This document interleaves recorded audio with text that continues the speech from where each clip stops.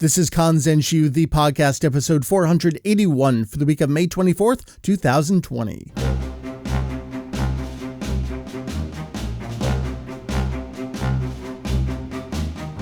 Hello, welcome back to Kanzenshuu, the podcast, an extension of the all-encompassing Dragon Ball fan site, Kanzenshuu. We cover anything and everything Dragon Ball in hopes of enlightening and a little bit of entertaining. Hey, it's Mike, that's me. I'm back in your ears for a big ol' review episode. We are covering Dragon Ball Z Kakarot this week, the latest game for the Dragon Ball franchise, whose genre is up for debate. Ken and Randy will be joining me for that. I have already recorded, edited that entire segment, and it's over an hour long, so I know I have a full podcast episode for you right here, so I will not belabor the point. Let's jump right into that review segment, and I will hit you on the flip side to wrap things up. Better late than never, we are here to talk about the Kakarots. All right, so I haven't done a video game review in a little bit now, and I think I missed a game or two.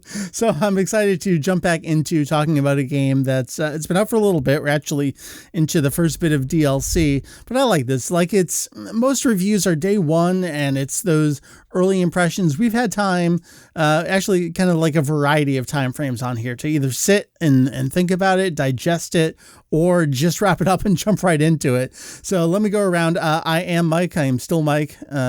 Next up, we have friend of the site, wiki editor, previous podcast guest, also a video game streamer in a past life, I believe. Ken, welcome back.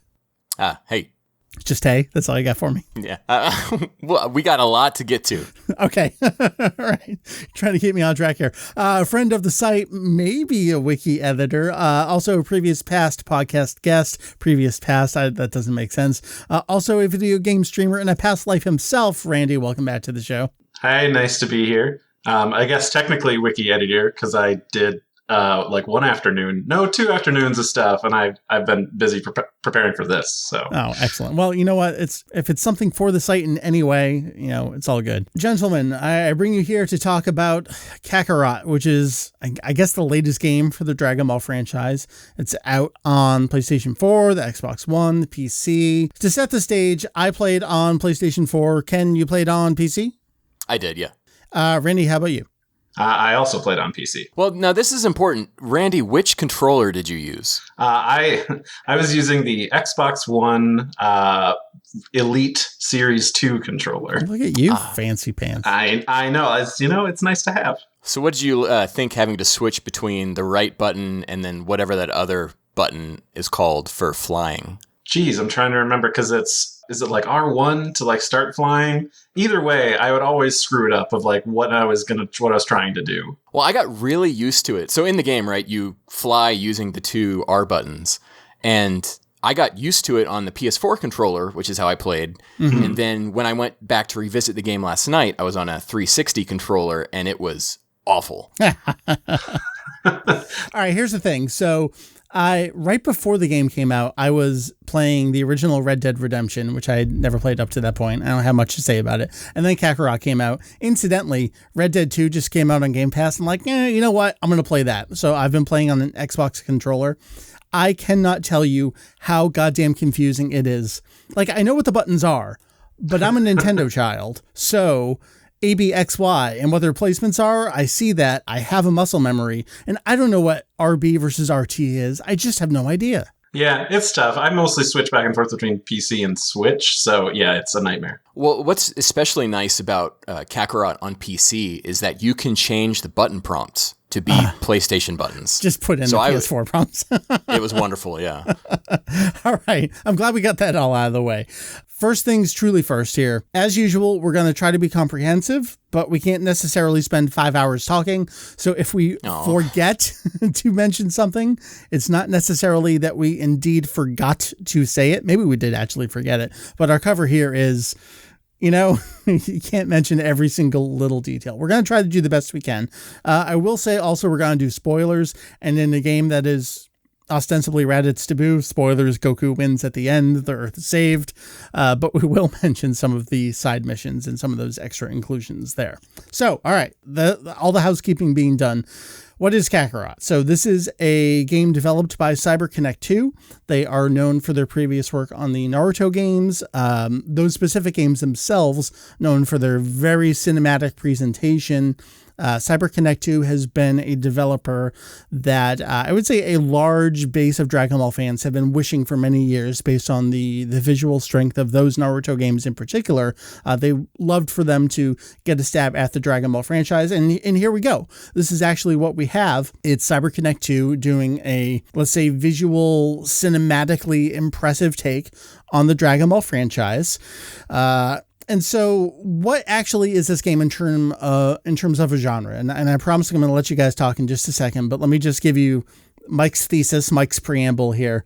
This game is pegged as, in Japanese, a Goku Experience action RPG. Let's just stop it right there. This is a fighting game, and much like Dimps and Bandai Namco won't commit to a real MMO, and they dress up Xenoverse with raids and drops, and that's still a fighting game. This is even more heavily dolled up to resemble this faux open world RPG, but it is just that. It is dressing, and it's just the latest franchise example in this decades old. Everything's got to be an RPG. All right, now you guys talk. Fight me on that. I don't have anything to say against that. It's pretty much like a faux open world RPG, but with like arena fighting combat. To me, this game is what they try to call the Spike games when they say, oh, it's a Dragon Ball Z simulator. No. Yeah. Those are not. This is. This is. Yeah, and it comes across, I feel like in combat-wise, it's been a couple of years, but it feels similar to like a Xenoverse once like the combat starts, where you've got very small amount of choices for your attacks, and your movement, of course, is in 3D rather than something like Fighters where you're on a 2D field. I feel like it literally is. Like if the buttons are just rotated clockwise, like 90 degrees or something. Like yeah, pretty much. The exact same control scheme. Yeah, pressing circle to punch just didn't feel right. Yeah, I agree. It should be key attack, right? I initially played this game as a demo at, now I can't remember, was it New York Comic Con? It was something in the Javits Center, because I've been to 3 different conventions there. I can't actually remember which specific event it was there. And I came away thinking at the time, like, this is actually a fighting game. And yeah, like I flew over there to fight Raditz, and in that particular demo, Namu's village was there. And I don't remember if that exact location is right there in the final version of the game. But like I could see what they were doing there, and it had me a little worried heading into the final version of the game. And I feel like what I saw there in the demo truly was exactly what I got there, and that it was very fetch quest heavy, but also very chill at the same time. Like there's a lot of downtime in the game. In fact, the game's story mode purposely gives you like times of peace to go do just stuff that you want to go do, which I thought was really, really interesting. I find myself getting really into chill games. Like I loved Red Dead Redemption 2 and Death Stranding and this. And yeah, I'm glad this game is what it is, because I feel at every turn when Bandai Namco was showing this. I'm just going to go Bamco.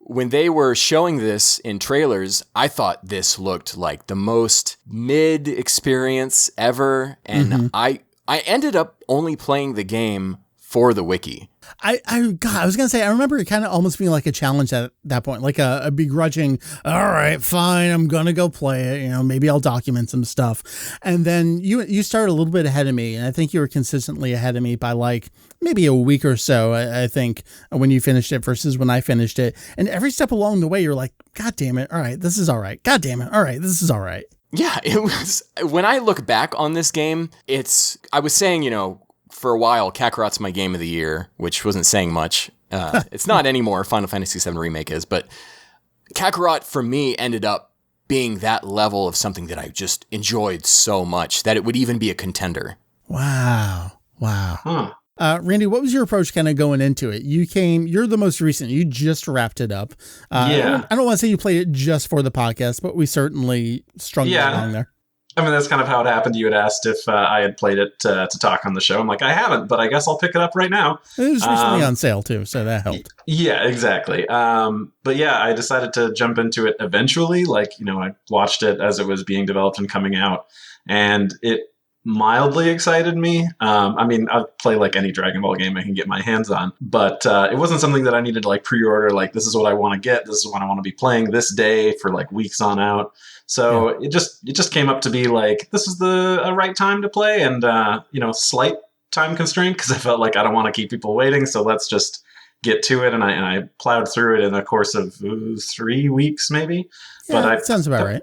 Yeah, and I put a lot of time into it. Like, that was my thing. I would get home, and that would be what I would do. I feel like you actually did more of the side missions than I did. Your kind of end time was longer than mine was. You just mentioned following along with the promotion, the development and stuff. Something I want to kind of get in front of here was, as we saw the game, especially early on, it really seemed like this was going to be a Saiyan arc and a Frieza arc game. And they just were not committing, kind of like Dragon Ball Kai. They were not committing to anything beyond that for a very, very long time. It felt like until very, very late in the promotion cycle and then leading up to the release did we see that this was going to include the Cell arc and the Buu arc. We'll talk about this. I feel like maybe that's reflected in the development and what you see in the final product there. Again, before we get into some more of the very game specific stuff, that idea right there, Raditz to Buu, this is something that's come up. I've been doing the podcast for a very long time. When the podcast started, the first game that we talked about on the podcast was the first Sparking game, the first Budokai Tenkaichi on PS2. The podcast is that old. Never mind the website as a whole. I've been playing these games for a very, very long time. The idea of playing the story of the show, playing Raditz to Buu, because the games tend to focus on the Z era of the story. That's something I got very, very, very overdone on for a very, very long time. Multiple generations of games, console and handheld, covering all of that material. My feelings have really shifted on that.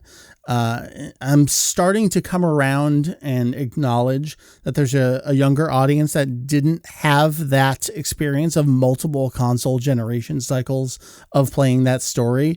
And so for them to now have one, like that didn't take away from, oh, we're getting a Dragon Ball game. Oh, it's just Raditz to Buu.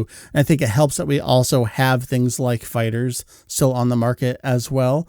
How'd you guys come into approaching it that way? Randy, I'll start with you. Sure. I had similar feelings to kind of how you came around to, where it's like, well, there's a younger generation that hasn't had this inundated like year to year release. And we've kind of had a break, like you said, with Fighters, Super Dragon Ball Heroes, mixing things up. So, it wasn't that bad. It actually felt like it had been a while. I mean, Xenoverse 2 feels like the most recent thing, and that was from 4 years ago. Mm-hmm. So, I mean, that's enough of a break. That's fine. And, it's kind of a classic storyline to go through, and there's a lot of neat things that happen. And, it makes it a lot easier, I would think, for the development team. They don't have to work on coming up with a story, because sometimes when you do, it's kind of falls flat like Fighters does. Yeah, I never finished that story mode. Ken, how about you? The Raditz to Buu conundrum. Yeah, it's been a while for me. I think maybe Tenkaichi 3 or one of the Supersonic Warriors was maybe the last time. And then I've played Xenoverse and Xenoverse 2 and Fusions and Fighters. But even then, I was not looking forward to doing Raditz and to Buu again. And when I think about this game, I'm like, oh God, if they make a Kakarot 2, what are the odds that it's just Raditz to Buu again? Right? Like what they did with the Tenkaichi games. That's, well, you know what, even Xenoverse, because Xenoverse 2 was largely the exact same thing all over again, maybe slightly different missions, and now the underlying villain is different, but it was still, you started at Raditz and you ended with Buu there. Yeah, it's framed differently, which it was enough for me to overlook that. I think something that would have been interesting, because CyberConnect 2 had done the previous Naruto games, and they at least had the, I would say, the nice thing of the manga wasn't finished yet, so they could do different arcs as different games and kind of really put some more time into those parts where, as we were being shown this game, it's like, is this just like, the Saiyan arc and Frieza? It's like, oh, I don't know. Maybe this could be like the Ninja Storm games where they're just going to do one game is this, another game is this. And, without throwing all the cards on the table for my thoughts, I think it would have benefited from that personally. I think so. Not to get too far down this road, but I mean, logical answer there might just be a Dragon Ball Super game, which we don't have. We don't have a story that's Beerus to Jiren. I hate to claim something. That's such a weird thing to say. It's really weird to say. All right, so let's get back to like the overall game as a whole. We do start out with the Raditz fight. Let's talk about the story, going Raditz to boot, but there's so much side stuff. I did mention some of this downtime, the time of peace, side stories. It's following the very traditional formula of side missions are go find 3 of this, or literally go capture 4 deer and get the orbs and bring those back. There's a lot of that kind of stuff. But there's also a lot of fun writing in the side stories. And I feel like I want to focus on the side stories because, I mean, you go fight Raditz, you defeat Raditz and you move on. You fight Vegeta and you move on. Were there any side stories in particular that you guys kind of latched onto or thought were fun, recurring bits in there? Ken, let's start with you. I loved running into the Pilaf crew over and over again. Yeah. And just the way sometimes they'd just be standing there talking amongst themselves as they'd be giving you a clue that maybe something's in this cave. And then that, I think his name is Milone. That was mine. We determined his name is Suika in Japanese, but just, because for me, I'm so wiki-minded, I'm like, I get to add a new character into this list we have. Right. And just there were some I didn't get to do because, I tried to do as much side stuff as possible, but every now and again you trigger a story mission and then you couldn't do other stuff. Yeah, I never found Arale. Oh, I think I found her, but yeah, I missed out on Crane Hermit and Tao Pai Pai. Oh, they were great. I love that storyline. Randy, how about you? Who'd you run into? Who'd you enjoy? What'd you think? Sure. Going more on Malone, I thought that was just a really great story, and I got really excited that I got to see him again later on because he has a continued story. Right. But the writing for that was pretty great, and kind of felt like the writers were really enjoying what they were doing, and they really kind of kept with the usual Toriyama humor of giving you something where you expect where it's going to go, and then completely coming out of nowhere going in a different direction, where he's a Frieza Force soldier who tasks you with getting these fruits that increase your strength several-fold, as well as this really strong nut to make something. And you're like, all right, you're on Namek, you go and you look for this stuff, and you give it to him, and he eats the fruit, and he's, instantly becomes stronger. He's like, all right, I'm really strong, and now I can do anything. And they react to, oh no, now we've got a new big bad to fight. But instead he uses that strength to break that nut open so he can use it as an ingredient to make fruit juice. It was great. The other aliens that were tourists that were checking out different places was also pretty good. Yeah. I too missed out on the Tao Pai Pai stuff because I think it depended on a side quest early on in the game, and I wasn't really sure of when I could go do them and when they would come to an end. So I would always run into them around the world, but you can't initiate that quest line. You can't talk to them and get more than a couple of lines of dialogue. So gotcha. Yeah, it was a real bummer. How about Yamcha? Did you guys do that side quest? Do it with his girlfriends? Yes. Yes, I did, yeah. So when that started, I thought we were going to do reincarnated as Yamcha. Like, I felt like that's how they were leading us, but that totally wasn't what it was. And I'm not sure. That would have been great. I'm not sure how I feel about that. Like, I would have liked them to acknowledge that story, but I also liked what they did in the end with him there. I thought it was weird that they seemed like they were developing this relationship between Yamcha and Gohan that was never there in the original series. And the whole game, the whole story, to me, felt like it was more framed as Gohan's story than a Kakarot story. Absolutely. I mean, you just go on far more often than anyone else. Yeah. There's a lot of side stuff. This kind of ties in to what we're doing on the wiki, the expanded Toriyama lore. This really feels like this is the canon game with the supplemental canon material. Because if it's developed by Toriyama, it feels like it's in here. So we get things like, again, total spoilers here. 21, she's in the game. Bonyu, an all-new character designed by Toriyama. So yeah, it's exclusive to this. Things like the background story behind Dr. Gero's son. That's acknowledged in here. Like, all these random little things that Kanzenshuu has had translated up in like, this is just an interview from the back of the full color manga in Japan. All of this stuff suddenly resurfaced in Kakarot, and it was incredibly weird to play through like a new product that's not just a text file on the website. There were also parts in the Z Encyclopedia when, as I would unlock certain terms or whatever, and I'd read them, I'd be like, man, this sounds almost word for word of what is in the entries in the guidebooks. Yeah. And it's like for Kaioken, it talks about how Kaio developed it, but only Goku can use it. And that exact sentence, as however it's actually is in Japanese, is right. in there. And so they just had books upon books upon books open in front of them when they were adding in all this little stuff. So I feel like that's kind of that, what's the phrase I'm looking for? Like the attention to detail, the truly like a showcase of love for the franchise and acknowledgement of all this extra stuff. Did that come through, or was it just kind of like more of that surface dressing that I was talking about earlier? Like, did it feel like it fit into the world, or was it just an entry in an encyclopedia? It definitely was sort of a labor of love, and it definitely took some work to go through. And thank you, labor of love. That's what I was looking for. My God, Mike. It's okay. We're all getting old. Where they actually had to sit through and they looked through all this stuff and like, what cool things could we throw in here that people might actually not have heard of before, or things that they have, and they're like, well, that's cool, but that feels very supplemental and it's not actually part of the series, and to work it in here is very nice.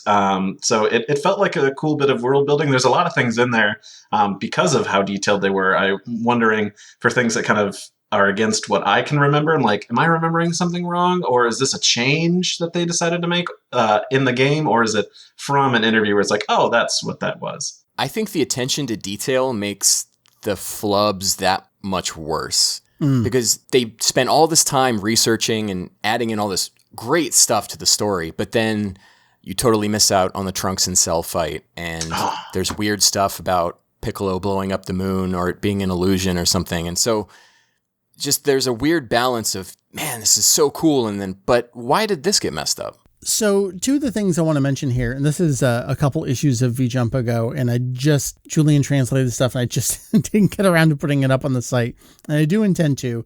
And it's two items that are all new to this story, but are original from Toriyama. The one dealing with Gohan's tail growing back, and the other, the animal people. And so the new line of inquiry into the secret of the tails. There was no clear answer from Vegeta, but he arrived at the idea that they've gained so much power, there's no need to become a giant monkey anymore. And the other with the animal people, not just the existence of animal people, but this anima line, as it was called in Japanese, but what was it in English? Anamorpholine, something like that. In the world of Dragon Ball, humans coexist alongside beastmen, as well as creatures like Oolong and Puar.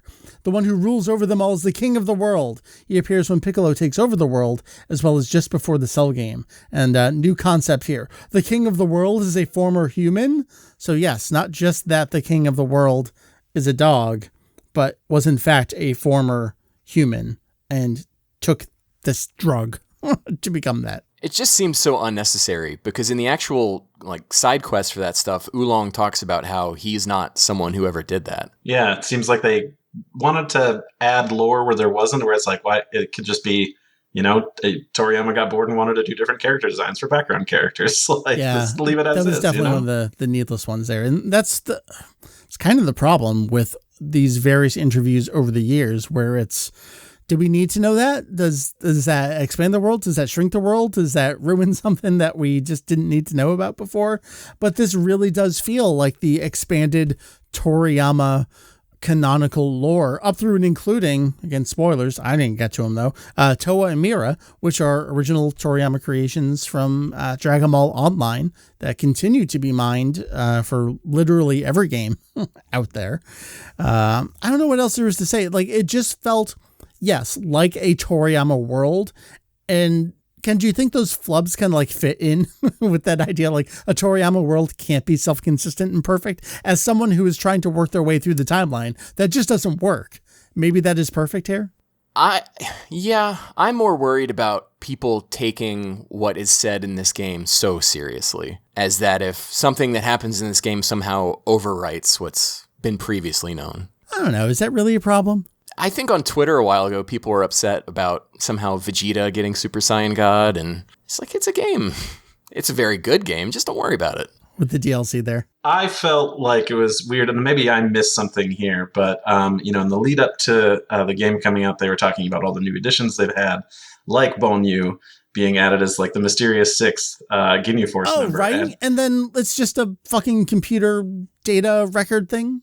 Yeah, well, I just bought it, a month ago, so I don't have the day one DLC, and I wasn't going to pay however much they wanted for it. So I was like, oh, I'll be fine. And then, the only thing that I had was when I revived the Ginyu Force with the Dragon Balls, is they mentioned her as a possible person to fill out the rank since they don't have Ginyu around anymore. And that was it. I'm like, that's okay. It was just a DLC thing, or you just get nothing. This is your bone that you get. And it was very weird. There's not much more to it. It's that you bring something back to Capsule Corporation, and you actually to number 21 of all people, and you fight this like past historical data record version of Bonyu, and it's just a fight that you can fight on multiple difficulty levels. I only did the first one or two. Maybe there's a harder one. Maybe you get something more interesting out of it down the road. But yeah, it didn't live up to what I expected it to be. I kept asking Roll, a fellow wiki editor who had watched a lot of the game on YouTube, because I was in the Boo arc, and I'm like, where's Bonyu? You can totally miss her. Yeah, the only thing was in the Ginyu Force one was they said, well, we could ask her to join, but she left because she thought our poses were stupid. And that's all they ever mention about her. And you know what? That's in the original V-Jump write-up, so you know everything you need to know. All right. I thought I was very interesting. Like, I did not know that 21 or Mira and Toa were showing up in the game, so I was just fighting villainous enemies, and then Mira and Toa show up. I'm like, oh my, I did not know. This is a surprise to me. Oh, good for you. I had that totally spoiled. No.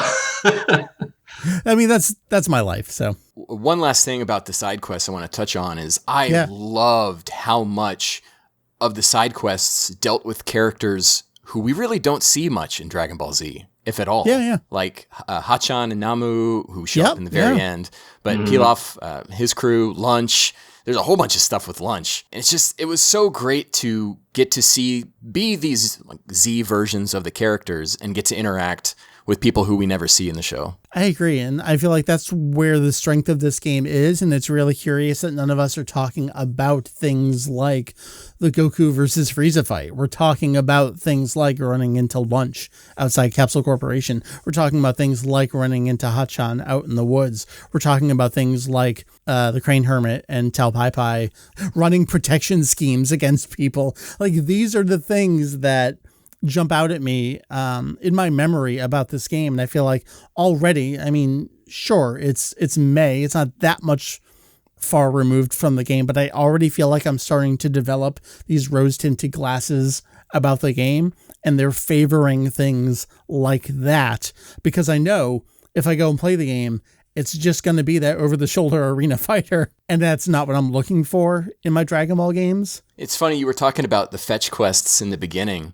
Yeah. And I jumped at the chance to do something that wasn't in the original story, whether it's helping out that lady who keeps getting attacked. Yes, she's great. Yeah, I loved everything that wasn't stuff we've done before. And I think you two were doing the same. Like, I was doing it for the writing. I wasn't doing it for the gameplay, because the gameplay was catch a deer. It was, shake a tree. Like, there's nothing truly engaging about it, but getting the reward of that funny punchline at the end, that was enough for me. Yeah, that and doing some other stuff besides just the main story stuff during the story, not even just side quests. It was nice to fly around and see where places are in relation to each other in the Dragon world, like whether or not this is accurate to previous like maps or anything in the manga or anything like that. It was just neat to see, to go around and be like, oh, okay, that's where the island where the Android's attack is versus like in relation to the World Tournament arena. Right. And there's a bunch of other little things that aren't even side quest related. If like after Boo has killed everybody and you're just Goku and Vegeta and you're supposed to go do this thing, if you fly to a city, there's nobody there because everybody's dead. Yeah. And if you go to like one of the food stands where you could like buy food and stuff, Goku complains saying like, there's nobody here and I'm really hungry. I just want to buy some food. And it's just things like that. It's more of the writing. But sometimes part of it being exploration, which was neat and fun and kind of rewarding. Yeah. I loved flying around Papaya Island, even though you never even fight in the tournament. Just being there. Yeah, and running into the announcer all over the world. It was so cool. Oh, I forgot about him. See, you reminded me of the things I like about this game. It's so good. Yeah. I would like to talk about the music a little bit. We had the promise of a game filled with Shunsuke Kikuchi music. And yeah, that's what we got. Supplemented by a lot of original music. Man, this is like the Dragon Ball Kai replacement score version of a video game with Kikuchi music. Like, it's 8 tracks. All right, maybe it's a little more than 8, but it was the same stuff over and over. And that, as a diehard Kikuchi fan, I needed more variety here. See, to me, the music was, and I don't know if it was you who put it this way or someone else on a podcast or in Discord or whatever, but it was like with Fusion's music, felt like a modern take on Kikuchi. I felt that way about most of the music in this game being like him or being like Yamamoto. Yeah, I agree. Yeah. I mean, I loved all the original stuff. I just needed more variety. Yeah, I'll agree. It was nice. The new stuff felt very much inspired by, if it wasn't actually done by him, which was good. But yeah, more variety would have been nice. It would have been so neat. I don't know. To me, if there was no new original songs, it was just, here it is, completely 100% Kikuchi score from Z, and it's just nostalgia bomb, and just have fun with it. And that would have been a cool thing. But sometimes having new music is good too, and it wasn't bad. It felt like a bait and switch to me. I don't remember any of it at this point. I'm sure if I heard it again, I'd be like, oh yeah, that was a good tune, but it didn't stick with me as a lot of the Fusion's music did. I found the new music in this game getting stuck in my head a lot more than the Kikuchi stuff. Like, there's the one track, it's called Impending Dread, and it's a Yamamoto. To me, it sounded like a Yamamoto track, and it's like da da da da da. Okay, yeah. I just butchered that, but yeah. No, you did great. Where else do you guys want to go? I mean, I only have so many other things. I know you have plenty of notes, so I'm happy to take it any direction you want to go. I love the combat. All right. We've talked so long. We haven't really talked about gameplay. This is not something I liked about the game. So, Ken, tell me about the combat. So, playing it's fast and frantic. I felt more in control of my character than I did in like a Xenoverse or a Tenkaichi games. I do agree with that. Yeah. I love that when I wanted to go do a special attack, the game slowed down like it does in Final Fantasy VII Remake, so I can be a little strategic, even though really once you get the Genki Dama, it's just game over. You just spam that. But that's it, yeah. The game ran well on my toaster of a computer, so it was just a totally smooth experience. And for me, the combat felt more like Xenoverse mixed with like Supersonic Warriors or Legends. I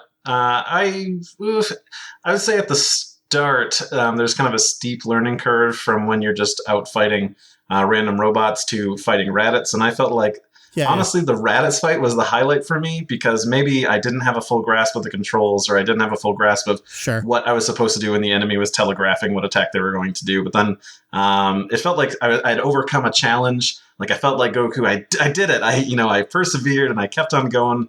The chips or the cards are against me, whatever the turn of phrase is. See, we're all getting old. The chips. And I eventually did. I'm like, okay, this is great. I think I'm in my groove. And then I felt like I was in that groove the whole time, and there wasn't really much of a challenge. And then like you get the Genki Dama, and it's pretty easy. I felt like characters were kind of interchangeable. Like, I would be in control of Gohan, I'd be in control of Piccolo, and mostly it came down to, man, I don't have the Genki Dama, or I'm not Piccolo, and I don't have the explosive attack that just kind of hits everybody around me. I will say there were some nice parts to it that I did take note of, and it's like in all caps in my notes of, unlike Xenoverse, you can block mid-combo, thank you. Because that always bothered me. It's nice to be able to find that right timing and hold it. Other defensive options was also nice too. Like, there's that one Ki shout that you kind of do, and they kind of get bumped back a bit, giving you some breathing room. There's some small improvements here or there, but I felt like it wasn't a lot of variety in there. If it was trying to be a fighting game without saying it is a fighting game. I felt like that was kind of a letdown. I mean, you have all of your solid techniques where it's, all right, the opponent is about to do a super move, just do the teleport sidestep thing and then fire your own. You can consistently do that throughout the entire game. That's a surefire win.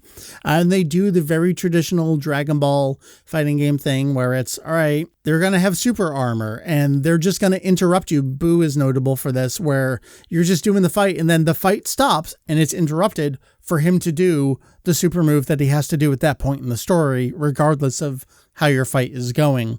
Things like that, I feel, take away from the feeling of a fighting game and the feeling of an RPG. It had the same issue I had with some points in Final Fantasy VII Remake, where I would spend the MP, or in this point the key to do an attack, and then they would go into a cinematic move, and I'm like, well, yes. It misses them, and also now I just lost all of that energy. That's so funny that we all played this and we all played FF7.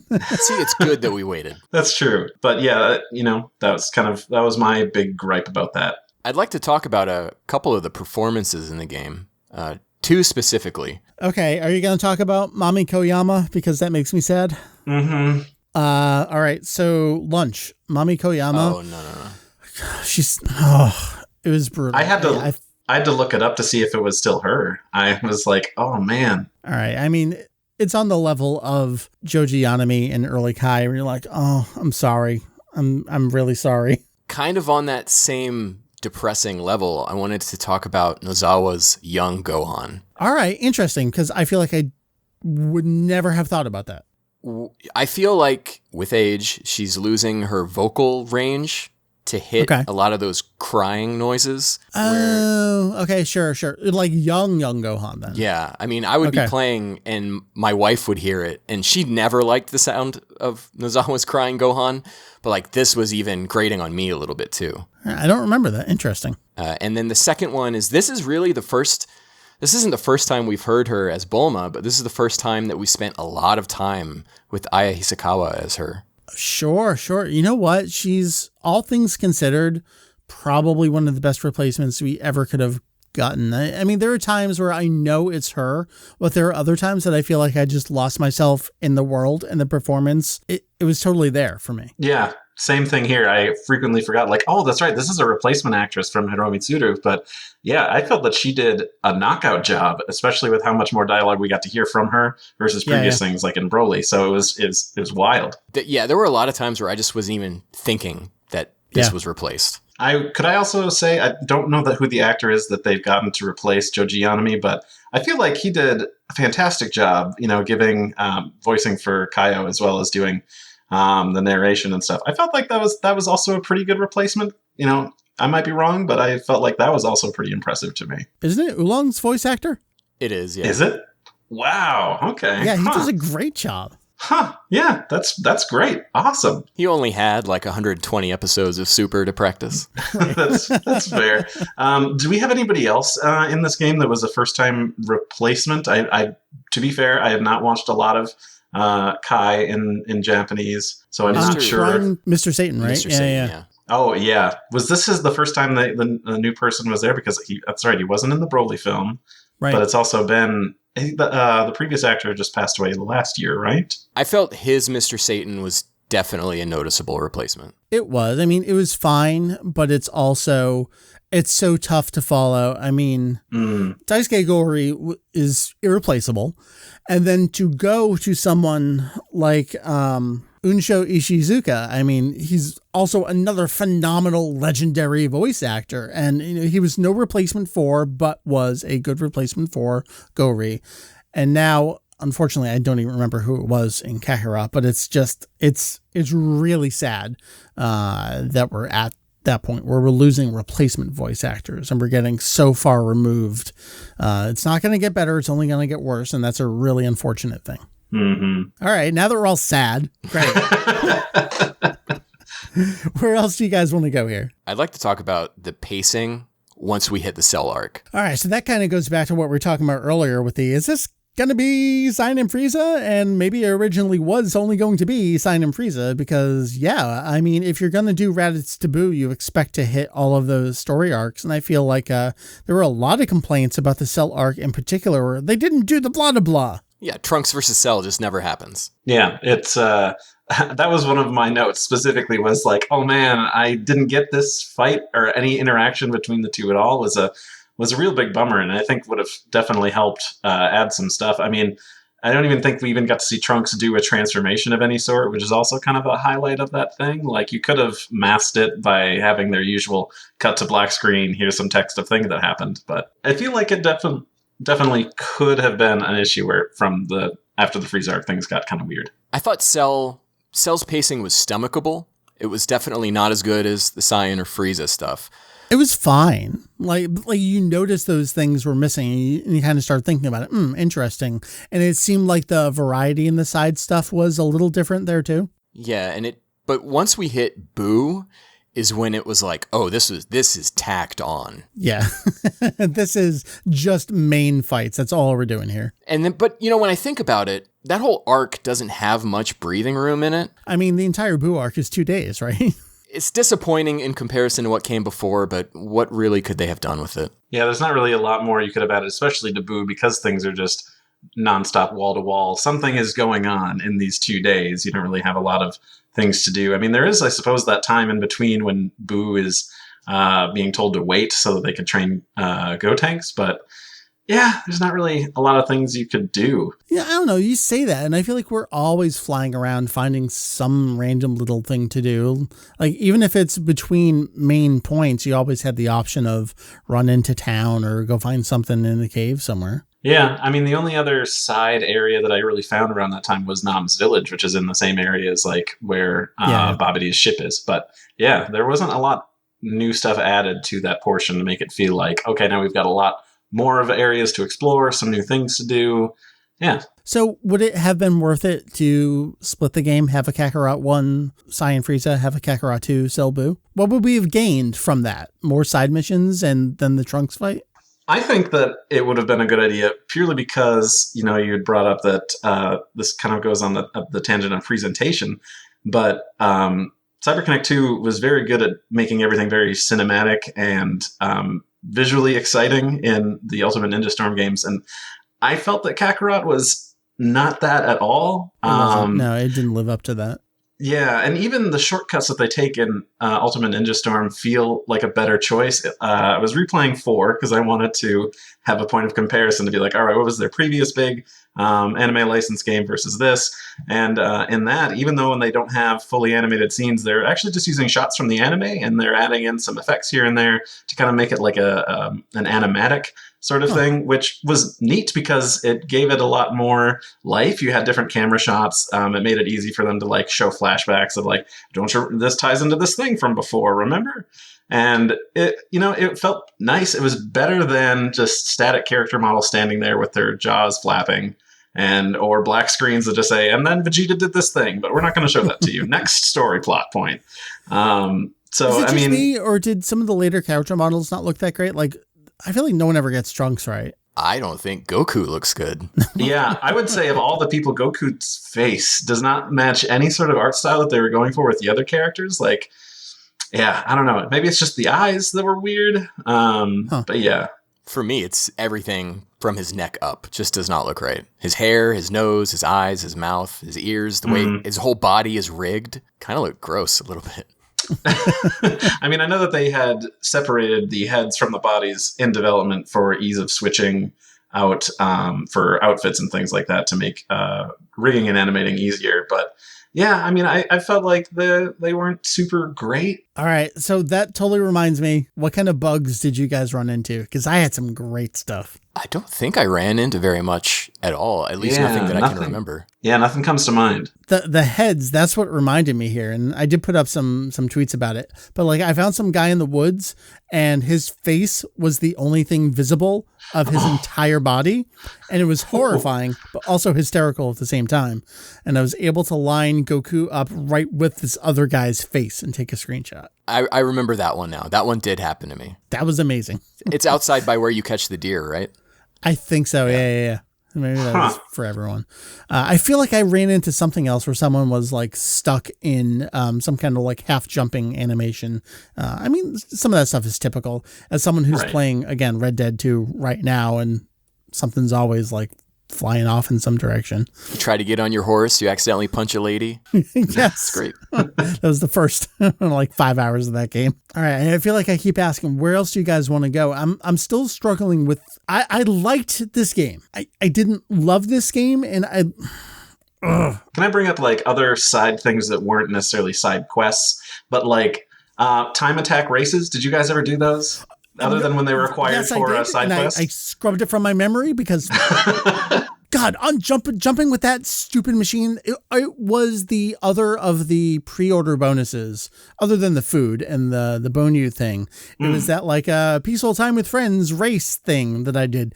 That was the worst fucking thing in this game. Trying to line up those, like, eventually I got it. Eventually I figured out how they wanted me to control that thing. And I kept losing sight of the markers for the next, God, I hated it. I never did that stuff outside of the times you had to do it in the story or for a side quest. I had only done it for the side quests, and I saw those when I was running around on the map, and I'm like, that's something that I'm not going to do right now. I'm going to instead go and collect this fetch quest thing instead, because that's a miserable experience. Yeah, exactly. And it wasn't necessarily its own side game thing, but I felt like there was no risk reward for like fighting dinosaurs. Like it gives this thing of like, oh, this is dangerous, but it's like you just fly higher than they are tall and you just shoot and then it's done. And you get the meat. I do want to go back to the vehicles a little bit, because you can collect parts and bring them back to Bulima and build something. You also could just never do that. Yeah, it felt like something totally skippable, and it seemed like a decent idea on paper, and it feels like they did the initial draft implementation of that, and they're like, we got to move on to do other stuff, or we got to get this thing kicked out. So it didn't get the development I feel like I needed. That's the thing about all of these games, and I feel like I just saw they're putting in Tao Pai Pai's pillar as well, and all that stuff is in Xenoverse as well, where it's like fly around on the thing, or you could just fly, because all of these characters can fly. Yeah, I would agree. That's also a bit of a bummer there, that it's just, why bother, guys? Spend the time on something else, or take the time and get it done right. I upgraded my vehicles a lot and then just would never use them. I had the pieces. I'd be like, all right, what can I do with these? And I did the same thing. Like once or twice I upgraded and said, like, why am I doing this? So early on, I had talked about what would they do with the Kakarot 2? Yeah. Would they just retread this stuff, or would they flesh out Super? Do they do movies? Do they do Super? Do we feel like the Z era is still the most marketable, the most bankable, and that includes just do Tulla, Slug, Kula, Broly, Bojack, Janemba? I mean, you could do a combination. Do, Beerus to, might as well say Broly, because that feels much more of an actual story continuation versus just a money grab sort of thing. And then if you want to do... get a Moro arc somewhere, please? Oh, yeah, throw that in there. But I was going to say, for like side quests, have that be like the movies sort of thing. Like, I don't know, you encounter a time machine and you got to go back to pre-Super Saiyan God and fight Tullus, do something weird and wacky. Or is that just the heroes realm now? I mean, they're the ones exploiting those characters. I would love to see a Garlic Jr. to Hildegarn, where someone on that writing staff figures out how to make those movies fit together. I'm there for that. That would have been an interesting twist. I would have been into that. I would love to see them do Super and just flesh out that story some. Yeah, I mean, do what they did with this game to that. You're right. You just give that world a little bit. But where is the world? I mean, you go to the 6 versus 7 tournament. That's a very individual select location. And then the jump into the past and the present for the Trunks arc. I don't know. How would you do there? Do you just run around and help people in the future, like start their fires? You'd have to basically rewrite the entire story. You would, I guess, yeah. Hey, that could work. Right. That's a good way to do it. It's a way to spin it. Hey, it's that story that you like, but we made it just that much better. I don't know. I wouldn't hate it for it to be a retread. That would be a bit of a bummer. To do that. A lot more we could talk about, but we also have a ton of tweets from people with their input. So I'm going to jump over to this now, and we'll see how much we get out of this, and then if there's anything else you guys want to contribute before we wrap it up.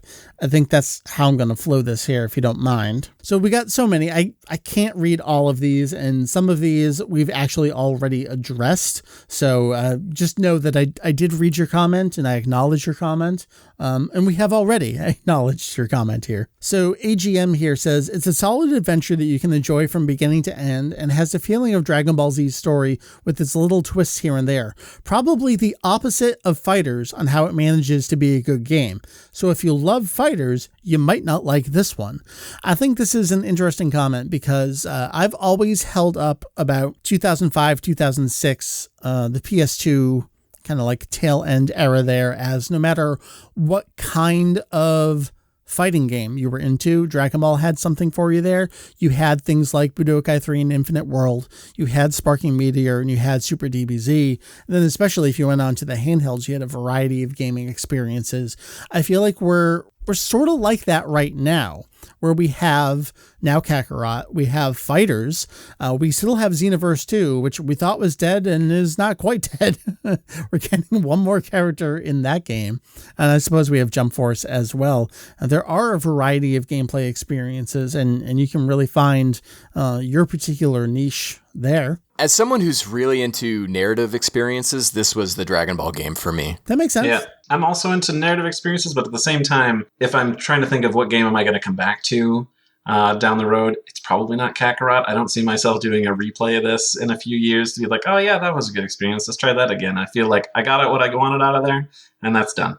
I agree. Like if I'm going to replay the story, I'll just wait for whatever that generation's game is to re-experience that story. All right. So from YouTube Official says somewhat of a fun game, but the experience was not as exciting because I've seen the story just too many times. I'll still rewatch certain arcs even to this day.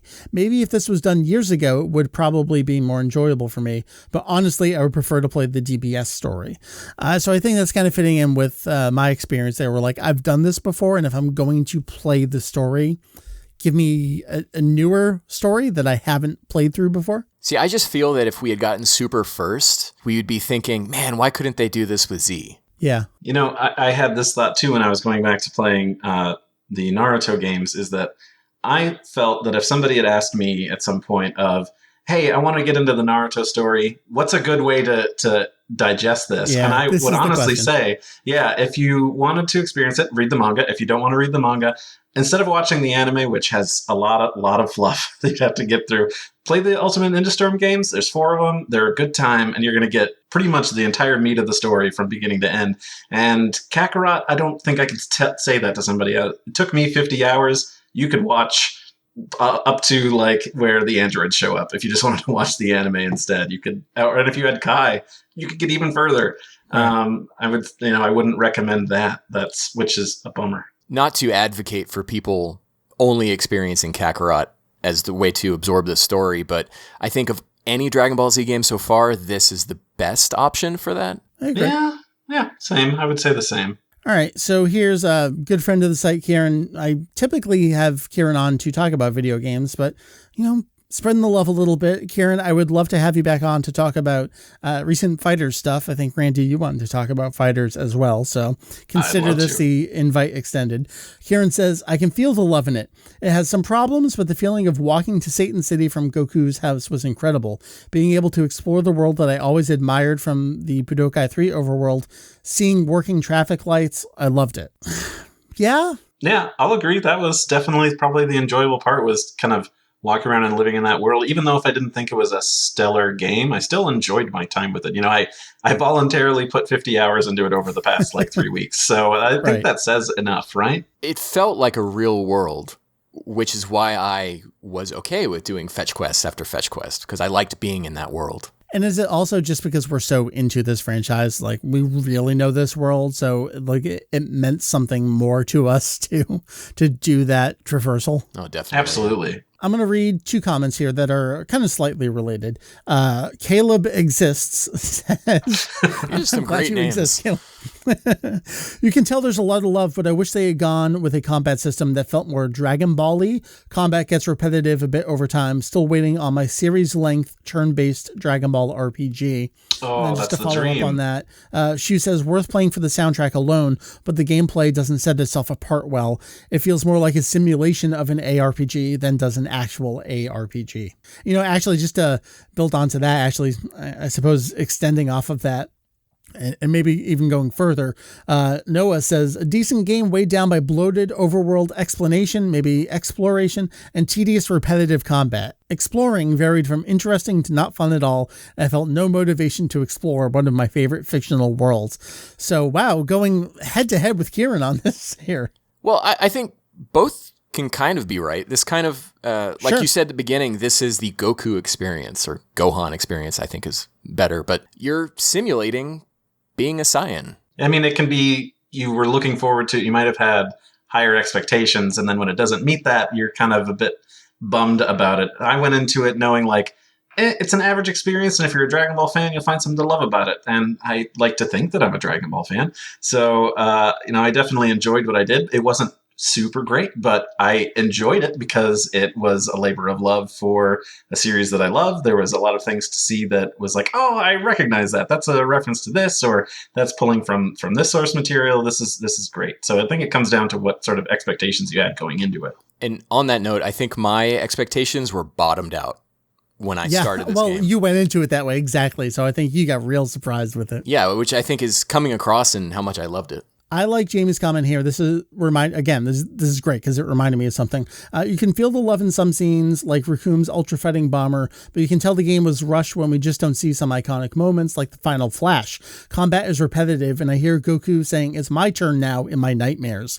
Something we didn't talk about was the traversal and the running into the random opponents. I say random. Eventually you can over-level them and run through them, but even then you still end up fighting them. Sometimes I felt like I just wanted to get to the next place, and the game fought me every step of the way, and you would have to do the equivalent of the random encounters. Again, like it wants to pretend it's an RPG, and it gives you these faux random encounters, and that's the tedium that I think people are talking about here. That's actually one of the things that I have written down in my notes. Was there would be times where there would be an item that I would need, and I would sense that there was a group of guys right above it, and I'd try to sneak in there and get it. It was nice that they at least included the mechanic of once you're 5 levels or higher, you just go through and they just get smacked out of the way. It just says finish and that's over. But I felt like sometimes, depending on how the story was going and how it would just auto level you were 4 levels higher. So like, no, you still got to stop and fight these guys. And if it was like a turn-based RPG, I could just mindlessly tap X and just be like, all right, cool. I, went through my basic attack and I took them out and that's done. But since it's a action RPG, like I've got to stay engaged and I've got to invest the time into actually fighting these. So it was a little exhaustive, and maybe I should have taken Ken's more stealthy move and tried to sneak in instead of going in fists ablazing. But yeah. I asked for concise tweets here, and I just want to read 2 of these extremely concise tweets. Trash Opinions says rushed, and Desile says garbage game. So, thank you for your feedback. I appreciate that. I want to acknowledge you out there that respond appropriately to what we ask for. There's some, I asked for single tweets, and some people broke that with 3. And then there's someone else who broke the rules and responded not just with a full tweet, but then also a text pad document with incredible depth on what they're saying. Like, that's not the spirit of what I asked for. I do admire it, but that goes against the spirit here. Nathan Smith says, as someone who hasn't read or watched the Z section of Dragon Ball in about a decade, playing Kakarot sated my itch of wanting to experience that story again in a mostly satisfying way. It's not polished, but it's solid, and the affection the developers have for Dragon Ball shines through. I think that speaks to what we were talking about before. Kind of going along with this, is it Thick Boy Eze? Easy? Always wanted a Dragon Ball story-based game with the treatment of a AAA. But it always seemed too ambitious, and it was. The game looks like a fan-made game most of the time. The score had so much potential, but it never tapped at least 20% of it. Always made me want to rewatch Dragon Ball Z instead. Oh, interesting. One thing when I'm playing a new game franchise under Dragon Ball for the first time, I try to keep in mind that whenever they make a sequel or a threequel to it, that is going to be so much better, because I hated Tenkaichi 1. I threw my controller playing that game. One of only 2 games I've done that with. But I felt by the time they got to Tenkaichi 3, this combat was in a groove and it was moving at a nice pace. And I think that we'll get that with the inevitable Kakarot 3. I do want to mention this from Mashby here. I thought it wasn't very polished. The combat was shallow. We've talked about that. Tinkering with the community board was about the only thing I really liked. We didn't talk about that at all. Another one of the extremely extraneous, forgettable extra RPG elements here, where it's give yourself some bonuses and throw more characters and relationships on there. You know, you put these 3 together and you form a cool little trio, and they give you a bonus on top of the bonus. None of it was necessary. I guess you could say that about a lot of things in games. Like, you don't really need to craft all the extra potions. For some reason, it just felt egregious in the Dragon Ball game to me. I spent a lot of time on that community board. I did at the start, but towards the latter portion, I was like, I don't care. Like, I got so many in one go. Like, I think it was by the time that I revived the Ginyu Force. And they gave me, 4 of these emblems. I'm like, cool. I don't even want to try to figure out what's the best way to do this. Moving on. And it was, that I didn't much enjoy. We didn't even talk about resurrecting enemies with the Dragon Balls. Sure. You're so excited about it. And if you do it at the wrong point in the story, that you can't actually do it. Oh, yeah. I didn't know that. Right. There was one, I think I was Gohan, and I revived Raditz. I went over to fight Raditz, and he would only fight Piccolo, and I'm like, well, he's not around right now, I don't have an option to do that. I thought the writing in those parts was like a fanboy dream. Oh yeah. I'm gonna end it here. This is negative, but sometimes it goes that way. Let's see if I can read this person's name. It's probably Alejandro's. There's a lot here. If the game had nothing to do with Dragon Ball Z, people would see just how bad it is. The game tries to do many things, RPG, fights, etc. It's bad in all those aspects. Only good things are certain cutscenes. And the reason I want to end there is because we've talked how much we like, again, everything else other than some of us like some elements of the gameplay, but it was the rest of the package here. And I think it's incredibly cliche and hack to say this, but it's greater than the sum of its parts. Absolutely. Yeah, I would agree there. We can't leave it there because that's like the worst thing you can possibly say. And fans of the genre will enjoy Dragon Ball Z Kakarot. Let's put it this way. I suppose it might not be saying a lot. I'm kind of a screenshot fiend. I'm always hitting that capture button. Oh my God, I took so many. But again, Ken and I were doing it for documentation. I was doing it just because I'm like, this looks neat, or this is a neat like writing moment or a gag, and I just gotta save it. My current album for Kakarot screenshots is at 635. Damn, son. Yeah, like I said, I'm a screenshot fiend, but I enjoyed it enough, and I thought that there was a lot of really cool moments. I'm like, I want that, like either as a wallpaper or just to come back and look at it again later and just like really take a look at what they had done. So, I mean, there's a lot to enjoy here. I would say that it's got flaws. Absolutely. It's definitely not the most polished experience you're going to get, but I sunk 50 hours into it and I don't regret it. So there's that. You also got it on sale, and I think that's probably the way to go. I don't think I got my $60 worth of enjoyment out of the game. Ken, what were you going to say? Yeah, well, on that note, I think in comparison to like near 100 hours I put into both Red Dead Redemption 2 and Death Stranding, I finished Kakarot at about 42 hours, doing a ton of the side stuff, not all of it, and getting Goku up to level 97. It's a weird area to talk about how much a game is worth, but it is something I can recommend getting on sale. After you beat the story, the world's open to you, and it's a lot of just grinding up and doing the villainous enemies, right? I suppose you can go do some of the side stories. And we have the time machine now, so you can actually go back and do some of those side missions you missed. That was a post-game edition. And now we're also into the world of DLC. Have any of us played any of the DLC? I think we talked about this earlier, but no? Yeah, no, I did not. I considered it, but I've already moved on to another game. I got to the end of the Boo arc, and I could do everything else. I'm like, cool, I'll probably come back to this in a week or so. But yeah, I haven't touched anything else since. Yeah, when I dropped it, that was it. I dropped it, and I just didn't feel I would love to see Mira and Toa, I suppose, but I'm done. The DLC is just fighting Beerus, right? At least right now. That's all I've seen, but that's all that YouTube has been. People that I follow is like, here's the really cool Super Saiyan God versus Beerus fight. I'm like, all right. I know that it's super high level. Like, you have to get up to 150 to fight Beerus or something. And you definitely don't end the game anywhere near there. So yeah, I feel like it'd be just a grind to get to that point. So I don't know. I'm not super interested, but maybe later if it's on sale. I think there's a bigger DLC coming as part of the season pass, and so maybe once that is out, I'll look into this. Yeah, especially if they give you like an item boost, because I'm not going to grind my way up to do any of this stuff. Like, I'm just not. It's lucky it's still installed on the system right now, honestly. We've given a lot of recommendations. We had some caveats in there as well. Overall, I feel like we were mostly positive on the game, but in certain aspects, like the writing, the story, we had some problems with the presentation, some problems with the condensed nature of some of the later development, it seems. I think it's a tough recommendation. I think if you're a Dragon Ball fan that's going to play everything anyway, they already have your money. So like, there's no point in us recommending this game to you in May going on June at this point. I think if you haven't played it and you also have not played a Raditz Debut story in a long time, you're probably going to get a real big kick out of it.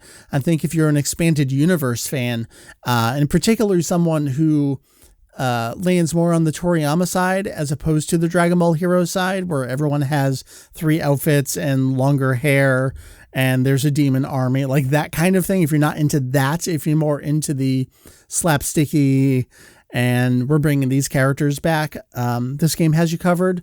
I got a lot out of it in that respect. This was a game where my expectations couldn't have been lower, and it turned into an experience that I not just liked, but absolutely adored. I'm not quite there with you, but I'm like 70% of the way there with you. Randy, how about you?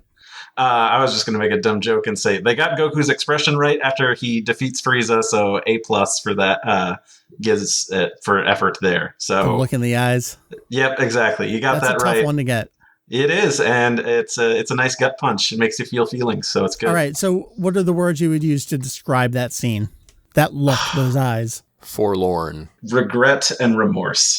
There you go. All right. We've been talking for a while. We had a lot of our thoughts. Thank you so much, everyone, for tweeting your thoughts at us. I didn't give you a whole lot of time, but we got a ton. I couldn't read them all, but I very much appreciate it. That's at Kanzenshuu on Twitter that we took those from, so be on the lookout there. Randy, how you doing? How are things going? What you got going on? Anything you want to plug, tell people about? Well, I don't have a lot going on. Not really a lot of stuff to plug. I mean, I'm on Twitter at Saber_Breaker, and I tweet some things here and there. I draw, so there's stuff that gets thrown out there if you want to see. Artwork is fantastic. Both, you know what? I mentioned you guys previously have both been on the podcast, previously have done game streaming, both amazing artists as well. Oh, Mike. Oh, my heart is full. Thank you. I can't draw, so I bring nothing to the table here. In fact, that's how I feel about most of the podcast episodes I do. It's like, I'm just bringing in people to tell me good things. Ken, so I go over to you. What you got going on? How are you, man? I'm good. I've been doing a lot of wiki work, trying to finish up the Frieza organization page, diving into we need to do a topic all about that, because you and I need to talk about names and documentation and conflicting stuff for this army. It is a nightmare. Yeah, and it's how do I give you a brief description of a random recolor of Apul.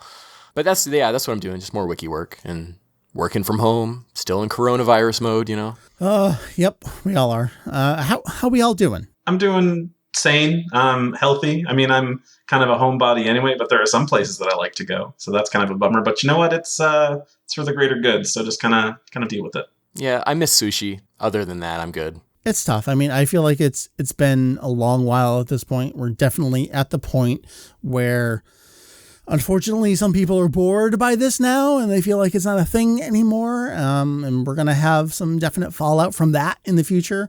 I just want everyone to know that I'm thinking of you. I'm here for you.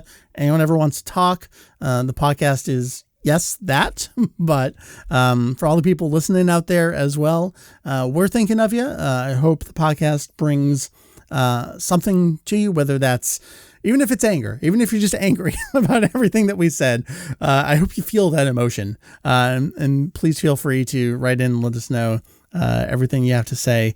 Ken, you didn't give us your Twitter. Do you want to? Yeah, it's twitter.com/detectivex. So you can hit up Randy, you can hit up Ken, hit up myself, Vegito EX, and also Kanzenshuu as a whole. Gentlemen, thank you so much for joining me here on the podcast to talk about, again, Dragon Ball Z Kakarot, developed by CyberConnect 2 for Bandai Namco, available now on the PlayStation 4, the Xbox One, and the PC. I get nothing for mentioning any of this. I just feel like there are a lot of times I'm listening to things and I'm like, what game are they even talking about?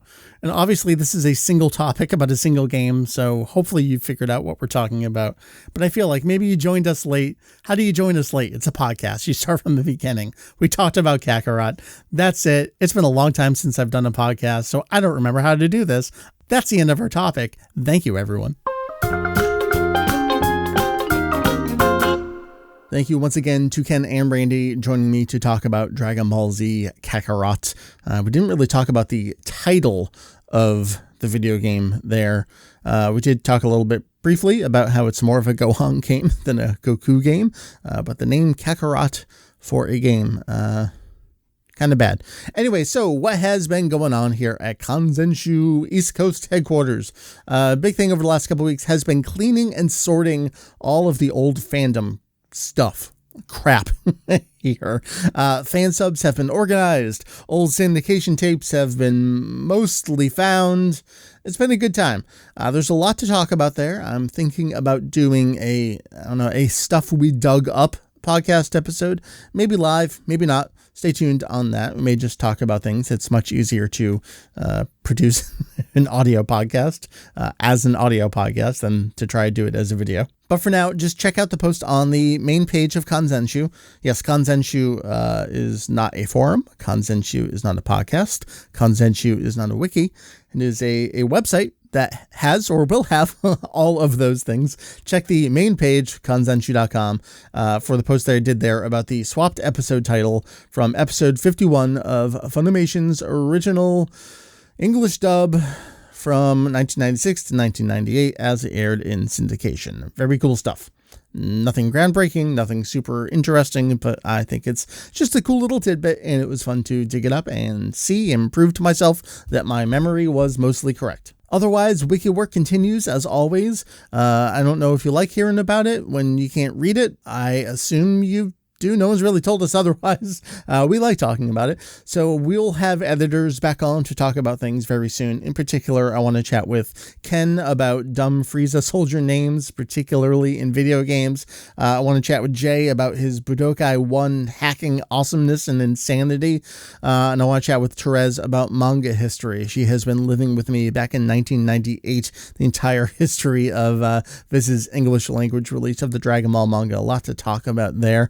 Other than that, unrelated to the wiki, but Heath actually just gave me a V-Jump page number assignment, and he's the real boss, so I got to get to work on that. So I will see you next time. I have been Mike for all those cool folks, everyone here on the show, everyone I mentioned, Julian as well, www.kanzenshuu.com. That is kanzenshuu.com. Thank you very much. This was 481. See you next time for 482. Check you later. Bye-bye.